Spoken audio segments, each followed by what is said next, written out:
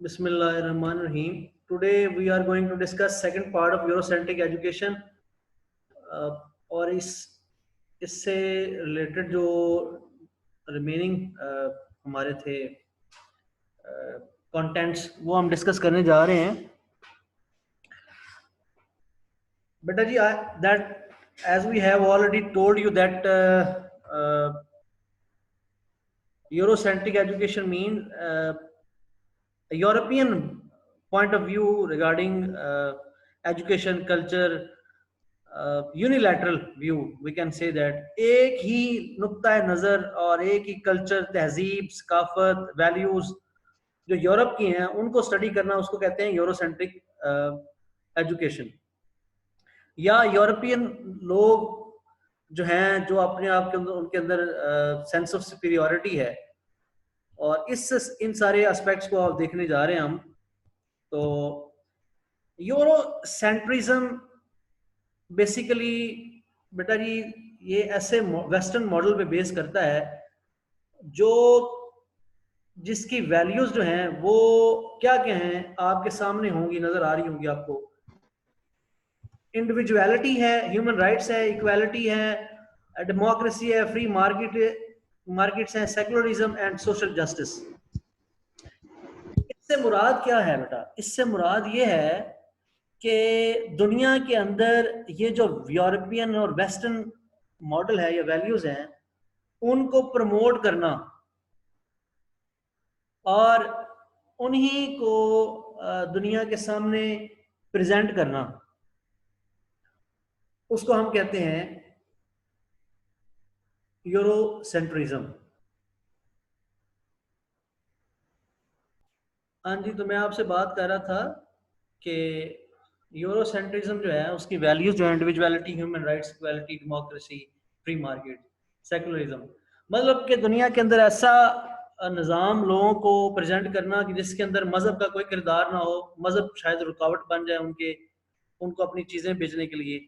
मसलन fashion garments हैं, हो सकता है आपका मज़हब अलाउ ना करता हो वो गारमेंट्स. तो सेकुलरिज्म जो है, जब मज़हब का किरदार ही नहीं रहेगा तो मार्केट फ्री होंगी, हुकूमत का भी किरदार नहीं रहेगा, तो कैपिटलिस्ट अपनी चीजें आसानी से बेच सकेंगे.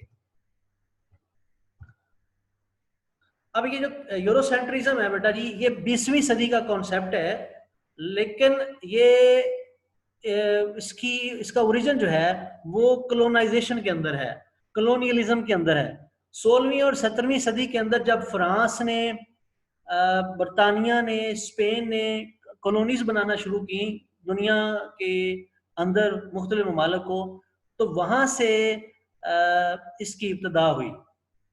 जैसा कि आपके सामने स्लाइड के अंदर लिखा हुआ है, concept of superiority of Europe west can be traced back to 16th and 17th century when the process of colonization started. Major imperial power Great Britain, Spain and France started to colonize the rest of the world. European gradually created the dichotomy between West and East, West and rest of the world over the centuries. However, the term Eurocentrism came into the light in last decade of 20th century. ये बेटा जी concept 20th century के last decade का है, लेकिन इसका इब्तदा 16वीं और 17वीं सदी से हुई, जब इसकी रूट्स जो है ना वो कॉलोनियलिज्म के अंदर मौजूद है. अब ये आपके सामने दो टर्म है, ऑक्सीडेंटलिज्म एंड ओरिएंटलिज्म. ये समझ ले ग्लासेस के दो लेंस हैं. एक लेंस ऑक्सीडेंटलिज्म है जिससे यूरोप वाले अपने आप को देखते हैं, और दूसरा वो लेंस है जिससे ओरिएंटलिज्म, जिससे वो बाकी दुनिया को देखते हैं. और यही लिखा हुआ है, occidentalism a broader conceptual narrative framework through which the world has been apprehended and closed over the past 500 years as European and North American learn to conceive and manage their world. Europe और north America वाले, जो Columbus को भी अपना north America वाले hero समझते हैं, वो ऑक्सीडेंटलिज्म है, और बाकी दुनिया जो है उनको ओरिएंटलिज्म कहते हैं.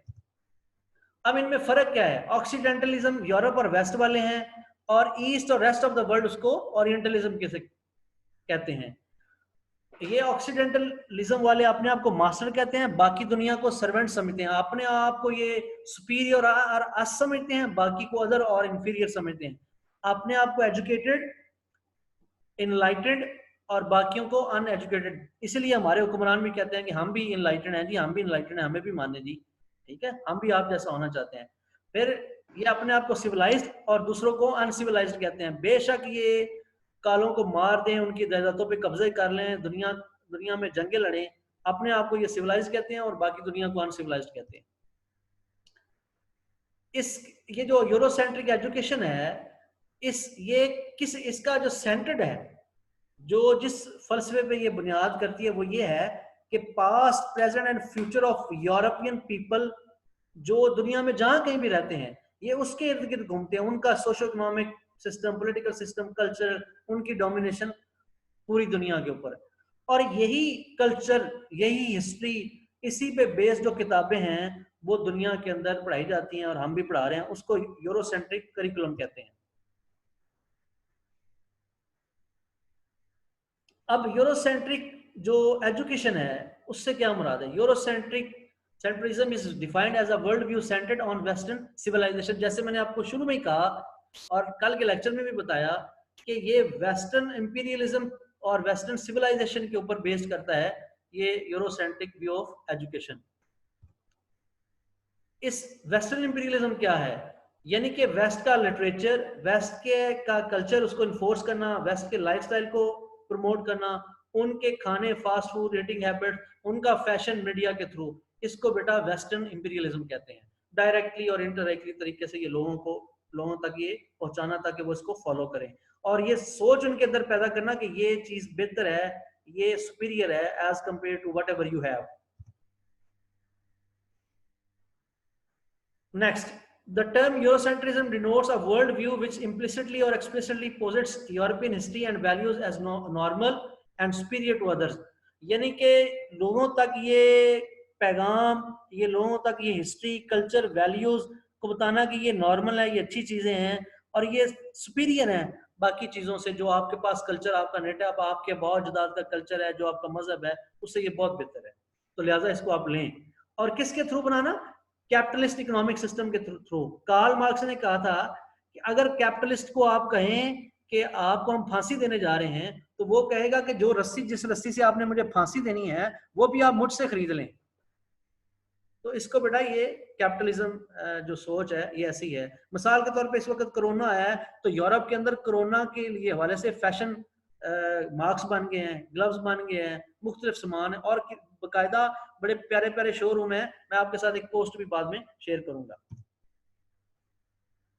फिर बेटा जी, Eurocentrism is an important dimension of the ideology of modern capitalism and it is manifested in both the daily life of the lay people and the professional lives and through thought of the socialist and other social scientists.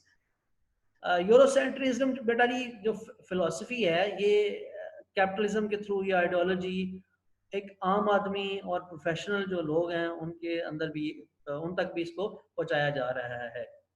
और जैसे सामने आपकी Eurocentric values है जिनके बारे में पहले भी जिक्र कर चुका हूँ। सुपीरियरिटी है और over the rest of the world है। ये यूरोपियन की, वेस्ट की, ये इन वैल्यूज को वो नॉर्मल और सुपीरियर प्रमोट करके लोगों तक वो प्रेजेंट कर रहे हैं। इसकी एग्जांपल मैंने लास्ट में भी दी थी, आपको फिर बता देता हूँ कि कोलंबस है फॉर एग्जांपल, वो नॉर्थ अमेरिकन के लिए हीरो है, लेकिन कालों के लिए वो, जैसे उन्होंने एहतजाज के दौरान उसका मुजस्मा भी गिराया है, उनके लिए वो हीरो नहीं है।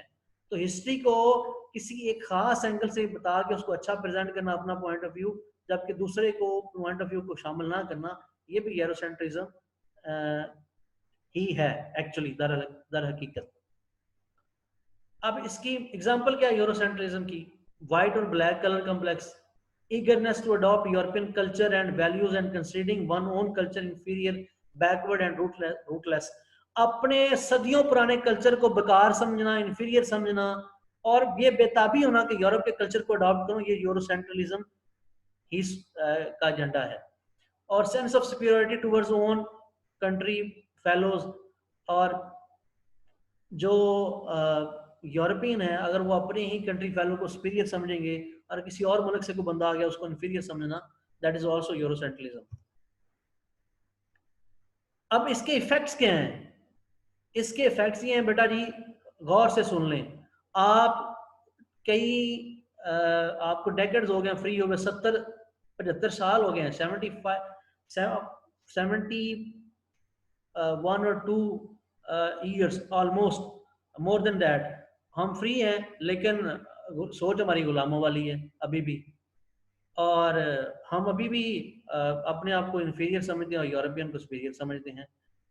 हम उनसे एड लेते हैं, उनके हमारी इकोनॉमी जो है ना वो वर्ल्ड जो जितने भी कंट्रीज हैं पुअर कंट्रीज, वो डिपेंडेंट है एड्स, बेल्स और ग्रांट्स के ऊपर। Lack of tangible benefits to developing countries from opening their economies despite the well publicised exports and income gains. Multinational companies आती हैं, हम एक्सपोर्ट्स भी करते हैं, फ्री मार्केट की वजह से वो हमारे मुल्क में आ जाती हैं, उनको टैक्स की कंसेशन भी है, यहाँ वो पैसा इन्वेस्ट करते हैं और यहाँ से वो ह्यूज कैपिटल जो है वो लेके चले जाते हैं। तो इसके बावजूद कि हमारी एक्सपोर्ट्स हैं, तो हम हमेशा बेल्स पे और ग्रांट्स पे और एड्स पे डिपेंड करते हैं। फिर इकोनॉमिक लॉसेज हैं, social dislocation caused by financial and trade liberalisation, growing inequalities of wealth, economic inequalities आ रही हैं, और ग्लोबलाइजेशन की वजह से जो भी ममालिक हैं उनके अंदर बेटा जो इकोनॉमिक अपॉर्चुनिटीज जो हैं वो क्रिएट हो रही हैं, लेकिन वो साथ साथ इकोनॉमिक इनइक्वालिटीज को भी प्रमोट कर रहे हैं। फिर एनवायरनमेंट, सोशल और कल्चरल प्रॉब्लम्स आ रही हैं, आइडेंटिटी क्राइसिस आ रहा है, लोग अपने कल्चर को, अपनी आइडेंटिटी को भूलते जा रहे हैं। अब पाकिस्तान के ऊपर इसके क्या इफेक्ट हैं? पाकिस्तान ने बेटा जी कॉलोनियल, चूंकि यूरोसेंट्रिज्म की रूट्स कॉलोनियलिज्म में है, तो पाकिस्तान ने आज़ादी के बावजूद colonial governance system, colonial administration, culture, bureaucracy, education, इस सब को इनहेरिट किया हुआ है, और उसकी रूट्स जो है ना हमारी कॉलोनियल हिस्ट्री में मौजूद हैं, और उससे हम आज तक जुड़े हुए हैं। आज़ाद होने के बावजूद भी हमारी सोच गुलामों वाली है। Third world countries conceive development in the terms of imitation of Europe, मतलब थर्ड वर्ल्ड कंट्रीज कहते हैं, अफ्रीका कहते हैं, अगर हमने तरक्की करनी है तो हमने यूरोप को फॉलो करके तो तरक्की करनी है। इसका बेटा जी यूरोसेंट्रिक का काउंटर नैरेटिव क्या है, इसके मुखालफ सोच क्या है कि जो लोग मार्जिनलाइज्ड कम्युनिटीज हैं, जो साइलेंस हैं, जिनकी ओपिनियन है जो सुनी नहीं जा रही, उनका पॉइंट ऑफ व्यू भी सामने आना चाहिए। उनकी हिस्ट्री, उनका कल्चर, उनका नॉलेज, ट्रेडिशन, वो इंडिजिनस है, यानी कि वो लोकलाइज है, तो वो पॉइंट ऑफ व्यू भी पढ़ाया जाना चाहिए और प्रोजेक्ट होना चाहिए और वो सामने आना चाहिए, वही उनके लिए बेहतर है। और फिर रेडिकली ट्रांसफॉर्म होना चाहिए, डीकॉलोनाइज होनी चाहिए हायर एजुकेशन। आपकी जो एजुकेशन है, जो आपकी किताबें हैं, आपका नॉलेज वो होना चाहिए जो आपके खिते की रिक्वायरमेंट है, जो आपके मुल्क की रिक्वायरमेंट है, उसके मुताबिक।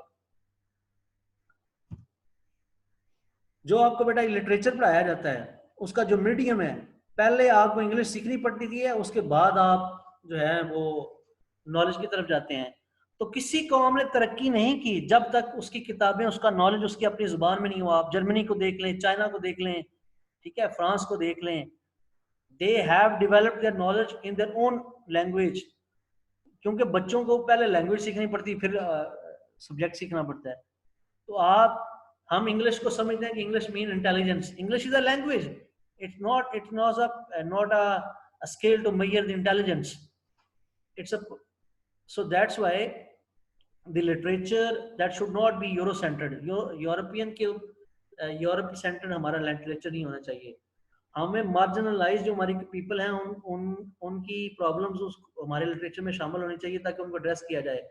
by telling story of oppressed, by dismantling the grand and popular narrative created by the European writers and intellectuals। ये वो लिटरेचर हमें पढ़ा रहे हैं, हम वो पढ़ी जा रहे हैं, उसको चेंज करने की जरूरत है। मीडिया के अंदर बेटा अपना पॉइंट ऑफ व्यू दिखाने की जरूरत है ताकि लोगों को पता चले कि वो खुद क्या है। अब इसकी मिसाल क्या है? इसकी मिसाल ये है कि आपके सामने मीडिया के ऊपर अभी आपको ड्रामा दिखाया गया है तुर्की का, मुसलमानों की छोटी सी हिस्ट्री हलचल मचा दी उसने।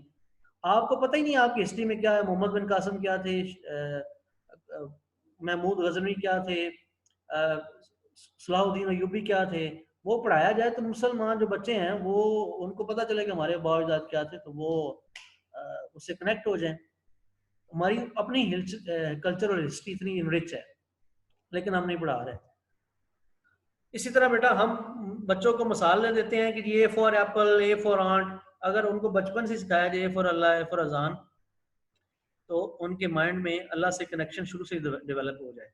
तो इसलिए बेटा हमें अपना करिकुलम, हमारा अपनी एजुकेशन, अपना कल्चर वो किताबों में पढ़ाने की ज़रूरत है। थैंक यू वेरी मच, जज़ाकल्लाह।